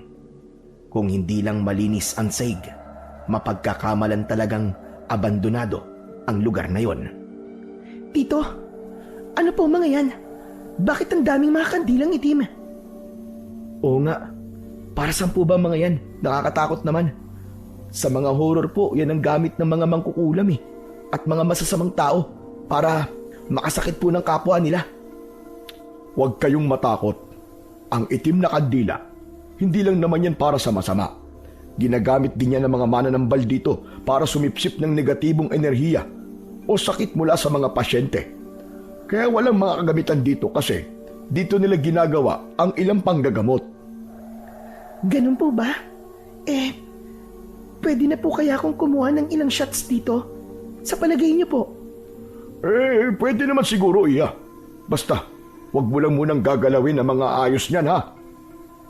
Pagkasabi nun ni Tito Berto, ay agad kong inilabas ang kamera mula sa hard case. Hindi ko nasasayangin ang pagkakataon. Kahit medyo kinakabahan ako na mismo ang kumuha ng mga larawan at footages sa loob ng kubo, lalo na ang kakaibang pagkakaayos ng mga itim na kandila sa saig. Samantala, habang abala ko sa pagsushoot, lumabas muna si Tito Berto. Nang matapos ako at maibaba ang kamera, lumapit sa akin si Baste. Panay ang lingon nito sa likuran. Ate, parang iba ang pakiramdam ko dito. Parang may mali. Kanina pa ako kinikilabutan eh. Ano ka ba? Wala lang yan, no?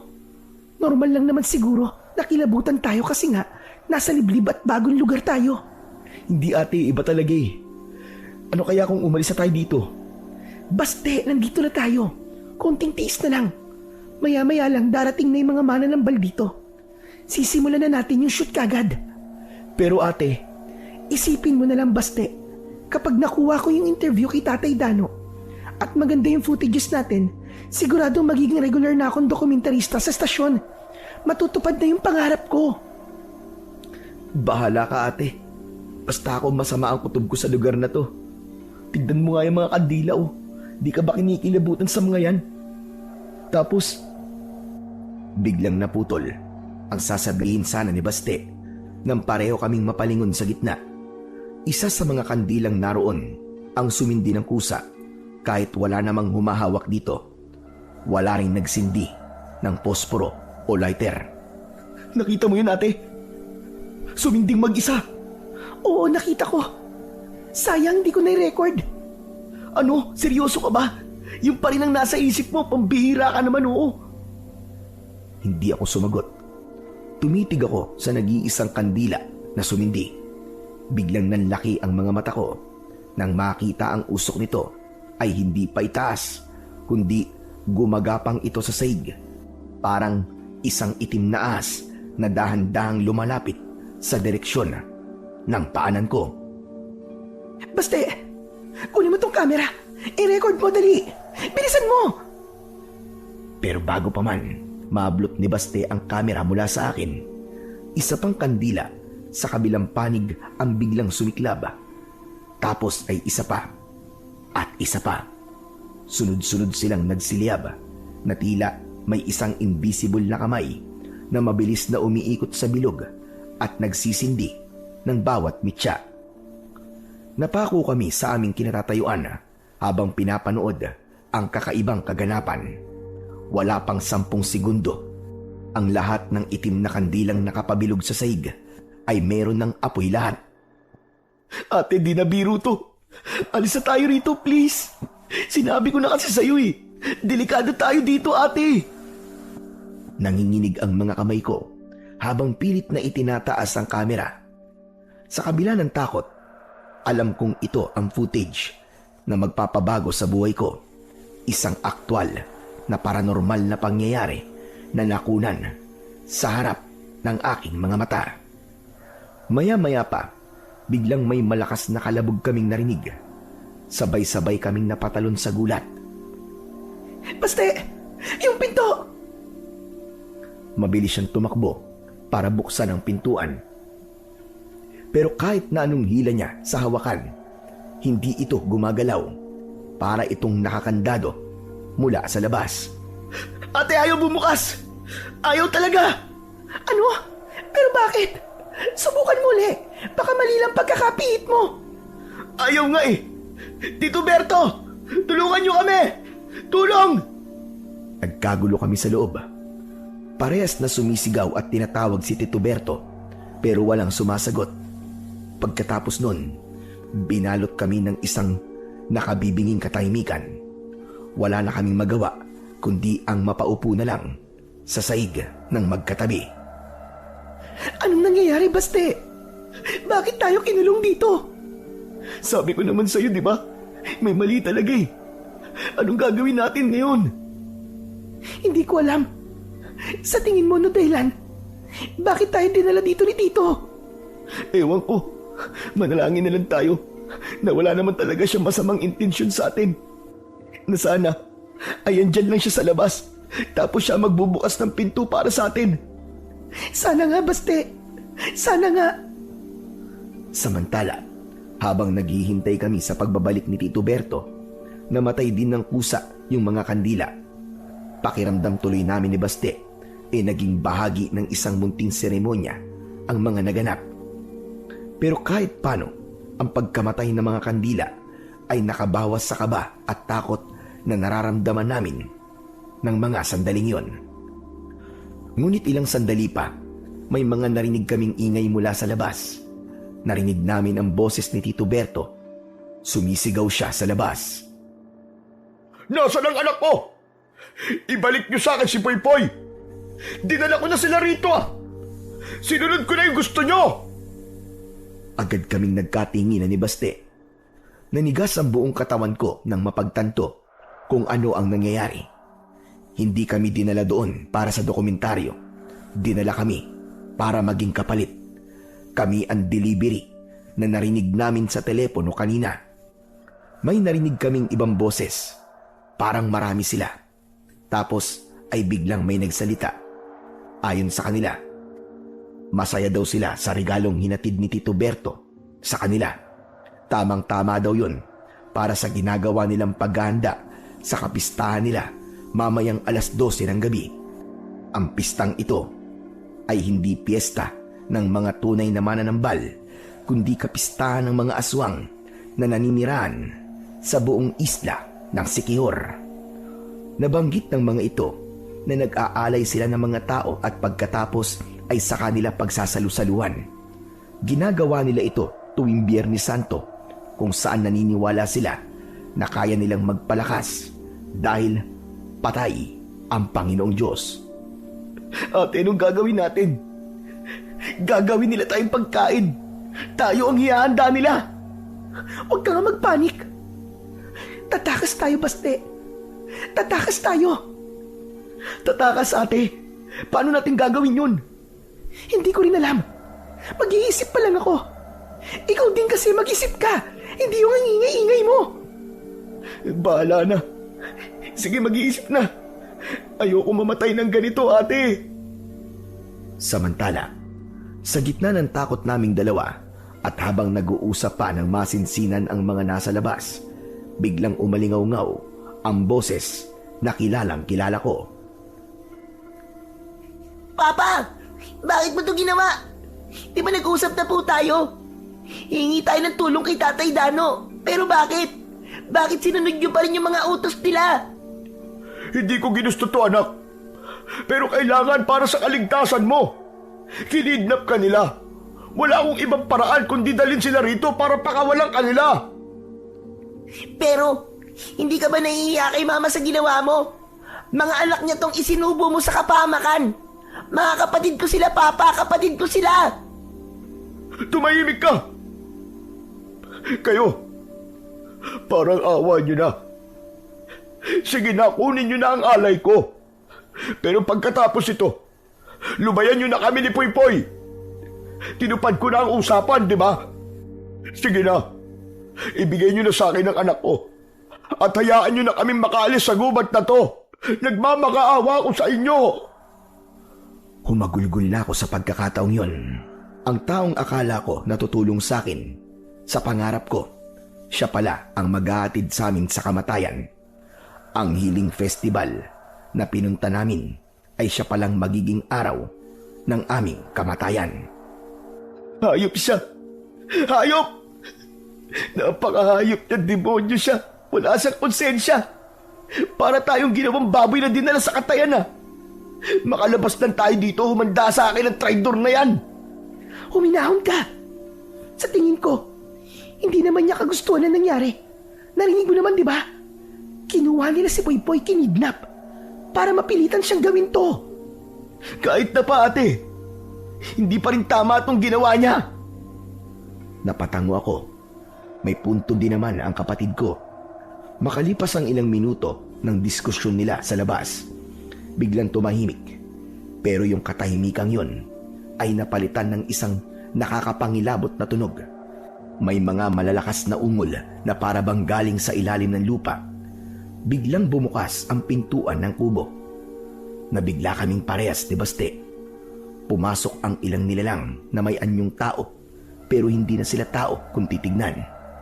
Matatalim sila kung tumingin at mapula ang kanilang mga mata. Kahit tirik na tirik ang araw, ramdam kong mababangis sila. Lumapit sila at marahas na tinalian ang aming mga kamay. Wag! Parang awa niyo na! Anong gagawin niyo sa amin? Wag! Ngunit kahit na anong pagmamakaawa at pagpalag namin ni Baste, ay hindi sila nakinig sa amin. Kinaladkad nila kami palabas at sa gitna ng kaguluhan, tumingin ako sa paligid. Wala na si Tito Berto at si Poypoy. Iniwan na nila kami. Tuluyan na nga kaming ibinigay sa mga halimaw na ito. Naglakad kami ng ilang metro papasok sa mas masukal pang bahagi ng gubat hanggang sa makarating kami sa lugar kung saan may dalawang malapad at mahabang bato na tila mga altar. Marahas nila kaming pinahiga ng magkaiwalay at itinali din ang aming mga paa.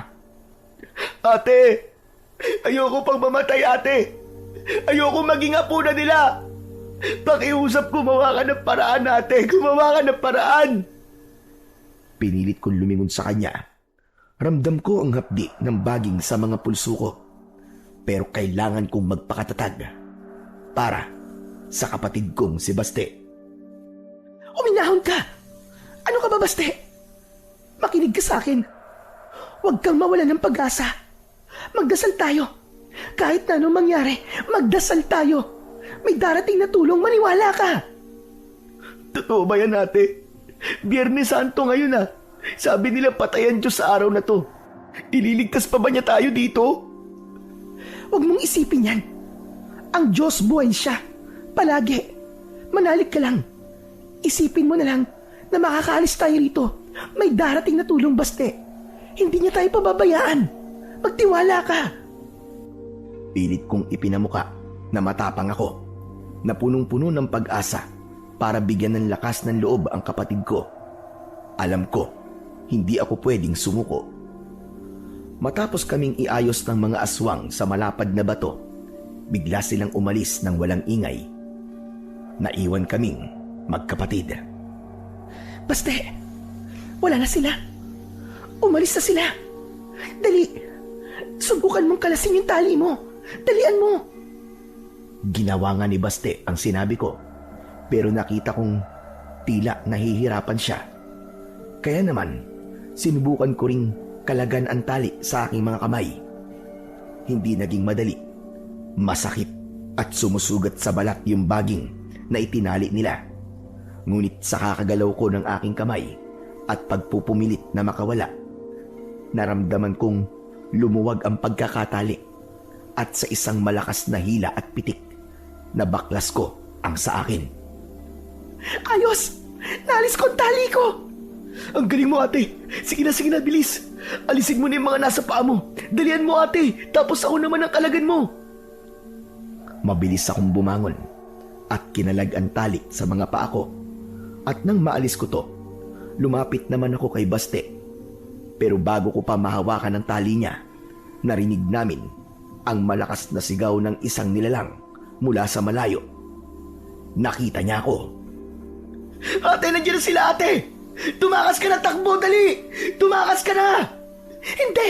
Hindi kita iiwan dito! Konti na lang makakalag ko na to! Ate, maaabutan ka nila, please. Tumakbo ka na. Iligtas mo na ang buhay mo. Hindi, Baste! Ayoko! Pakiusap, ate. Pareho tayo mamamatay dito. Umalis ka na. Humingi ka ng tulong sa kahit kanino. Sige na. Takbo na, ate. Takbo! Wala na akong nagawa sa pagkakataong yon, kundi ang humagulgol habang dahan-dahang umatras. Tapos ay tumakbo, palayo. Tinuntun ko ang masukal na gubat nang walang lingon-lingon. Wala na akong pakialam sa mga matatalas na damo na sumusugat sa aking mga binti. Ang tanging nasa isip ko lang ay kailangan makalayo bago ako maabutan ng mga halimaw na yon. Sa sobrang bilis ng takbo ko, at sa labo ng paningin dahil sa luha. Hindi ko napansin ang isang figura sa daraanan ko. Bumangga ako sa isang matigas na dibdib. Napaupo ako sa lupa. Natakot ako dahil akala ko ay ang mga aswang na yon. Pero pagtingin ko, natigilan ako. Pamilyar sa akin ang muka ng matandang lalaki na nasa harap ko. Siya yung lalaki sa ferry. Yung lalaki sa pantalan na misteryosong nakatitig sa akin. Tapos ay bigla na lang nawawala. May hawak siyang mahabang panabas sa kanyang kanang kamay. Sa likuran niya, nakita ko si Poypoy. Kasama rin si Tito Berto na tila hiyang-hiya at di makatingin sa akin. May mga kasama din silang mga lalaki na may kanya-kanyang hawak na mga sandata at may suot na mga medalyon sa leeg. Ate Arlene, nasan si Kuya Baste? Poy, nandun siya naiwan. Ako lang ang nakatakas. Tatay Dano, tara na po. Baka po may mangyaring masama sa kuya ko. Tulungan po natin siya.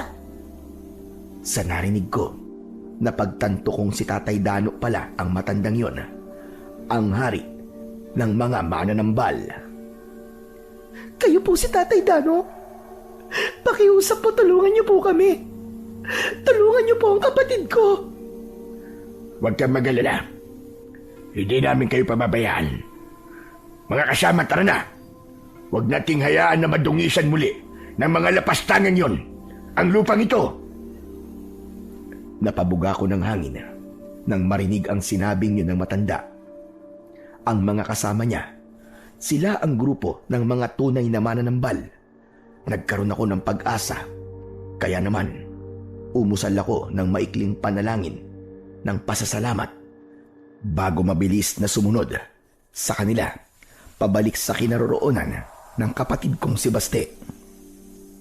Hindi pa kami nakakalayo ay nakasalubong na namin ang mga aswang na kanina ay humahabol sa akin. Nang makita nila ang grupo, lalo silang nagngalit.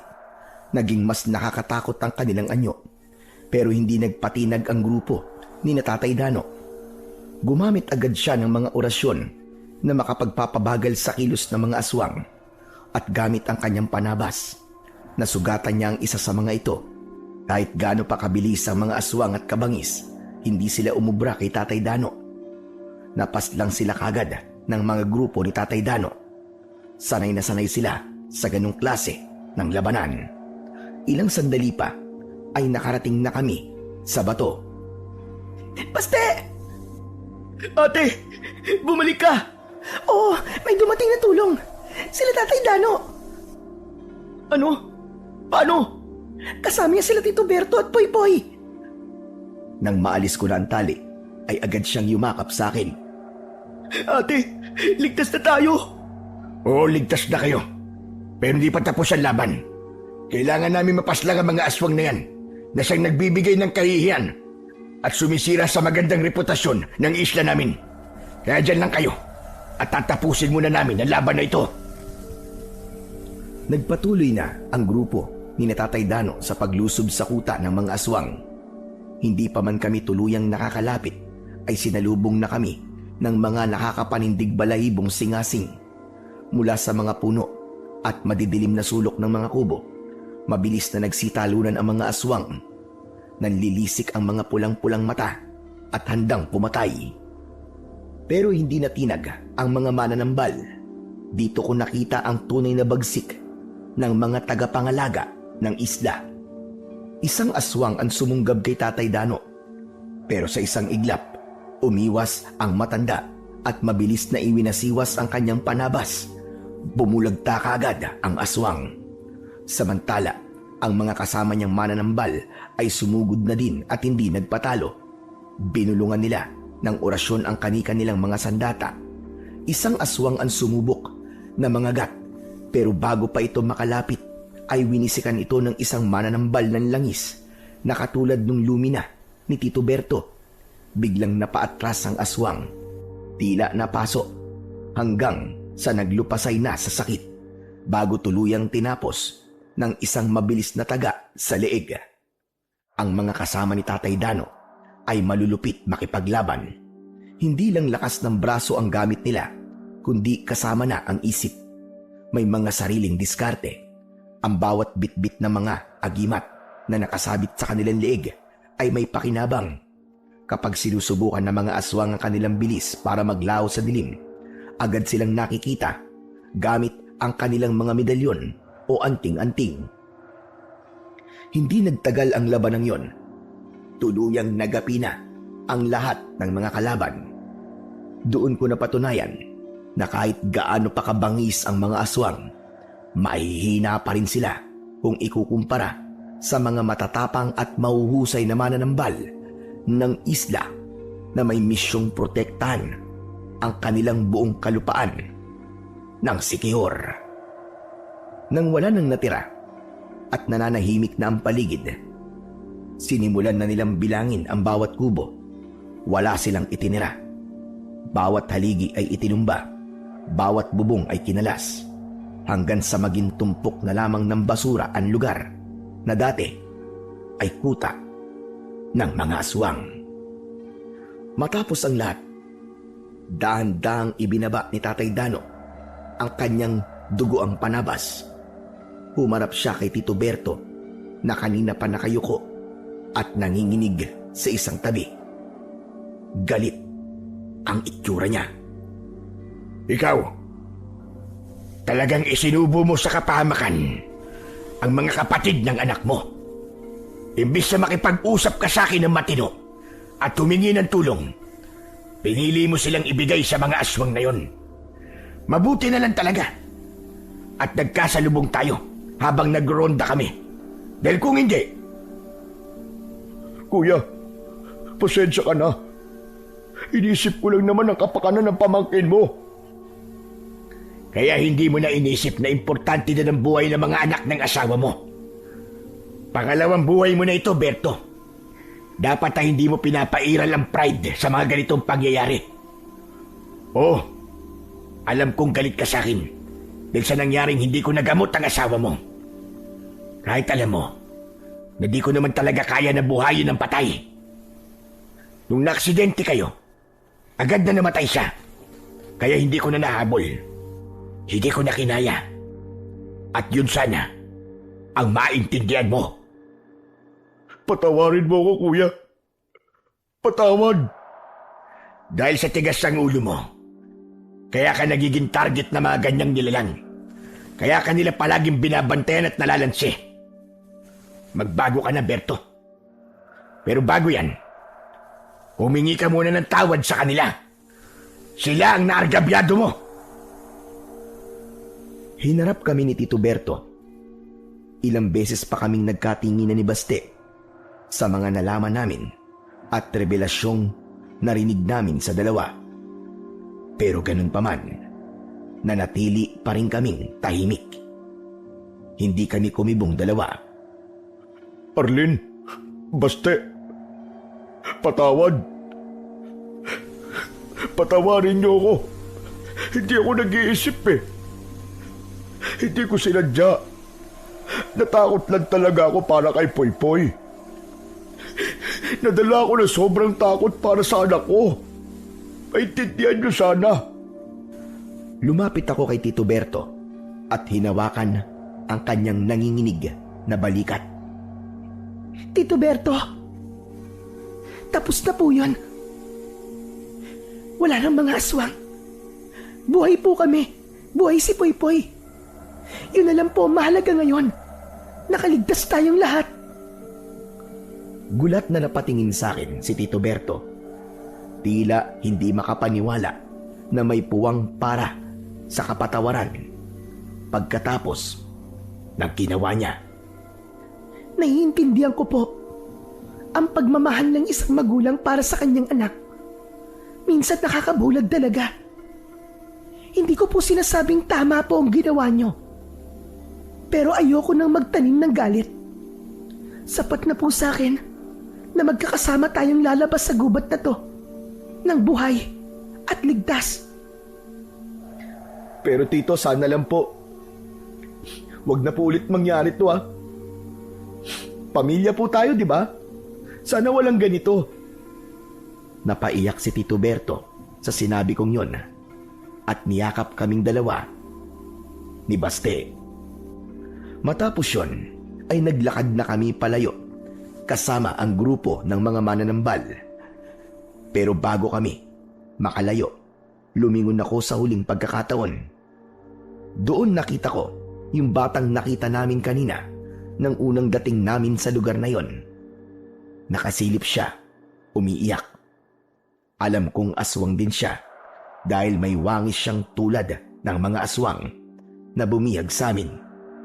Pero sa kabila ng pagiging aswang niya, nakita ko umiiyak siya habang tinitignan yung nasira nilang lugar at yung mga namatay na kasama niya.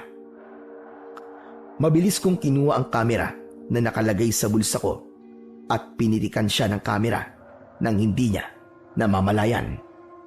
Hindi ko na rin sinabi sa mga kasama na nandun ang batang yon. Tahimik akong sumunod sa kanila, palabas ng gubat. Samantala, pagkalipas ng ilang buwan, unti-unti nang bumalik ang lahat sa normal na buhay naming magkapatid. Malaking trauma din ang nangyari sa amin na kahit na mga konting kaluskus lang ay natatakot na kami ni Baste. Hindi ko na itinuloy ang dokumentaryo.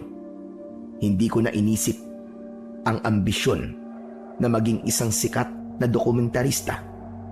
Napagtanto ko na may mga kwentong hindi talaga dapat isa publiko at may mga lihim na mananatiling lihim na lamang at nakabaon sa limot. Pinili ko na lamang na maging isang studio photographer. Isang gabi, habang inaayos ko ang mga digital files ko, tumigil ako sa isang partikular na folder. Binuksan ko ang huling larawan na kinuha ko sa gubat. Ang batang aswang na nakasilip sa puno. Sa high definition na screen ng aking computer, mas lalong naging malinaw ang mga detalye. Ang mapupulang mga mata ng bata ay hindi naman mukhang nakakatakot. Sa halip, puno ito ng kalungkutan at sakit. Hinawakan ko ang mouse at itinapat ang cursor sa delete button. Ang larawan na yon ay maaaring maging ebidensya ng isang paranormal na pwedeng magpasikat sa akin. Pero pinili kong burahin yun. Isinara ko ang laptop at huminga ng malalim. Ang lihim ng batang yon, ang naranasan namin ni Baste at ang kasalanan ni Tito Berto ay mananatili na lamang sikreto at bahagi ng aking alaala.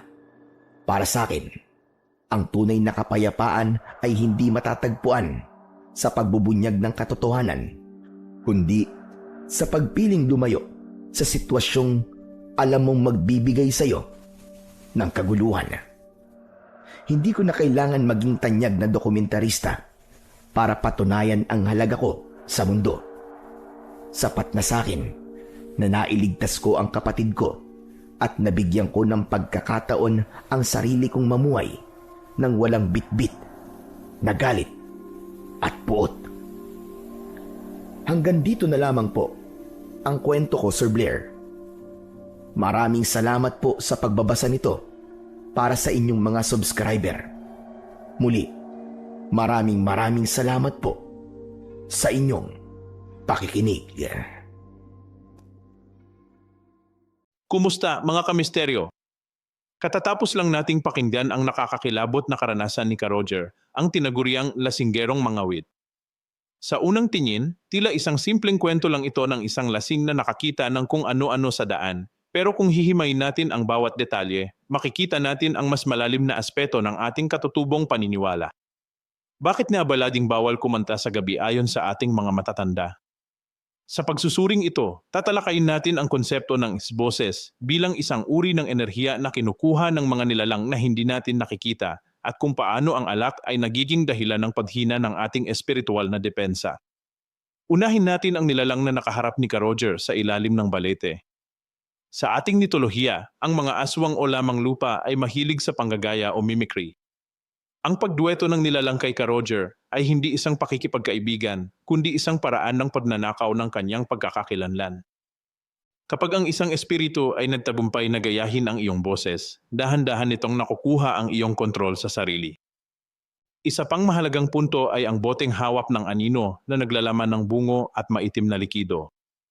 Ito ay isang malakas na simbolo ng iitim na agimat o baligtad na ritual. Habang si Ka Roger ay uminom ng alak upang sumaya, ang nilalang naman ay umiinom ng enerhiya upang manatili sa ating mundo. Ang amoy ng alak at ang inday ng kanta ay nagsilbing beacon o hudyat na mayroong isang taong bukas ang kamalayan at madaling pasukin ang isipan. Sa psikolohikal na pananaw, ang kanta ni Ka Roger ay kanyang proteksyon, pero nang ang nilalang na ang sumabay, ang proteksyong ito ay naging bitad. Ang ginawa ni Ka Roger na pagbaligtad ng kanta ay isang matandang teknik sa panggagamot o exorcism sa probinsya.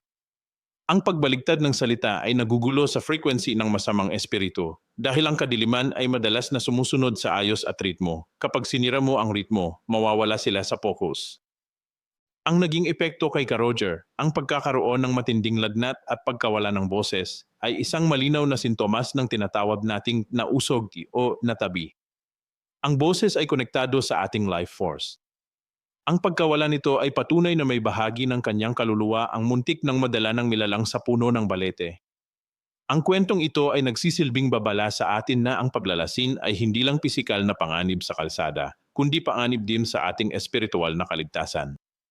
Kapag tayo ay lasin, ang ating aura ay nagkakaroon ng mga siwang na madaling pasukin ng mga ligaw na espiritu. Ito ang dahilan kung bakit maraming kwento ng mga manginginom na bigla na lang nawawala o kaya ay nag-iba ang pag-ugali pagkatapos ng isang gabing inuman sa liblib na lugar.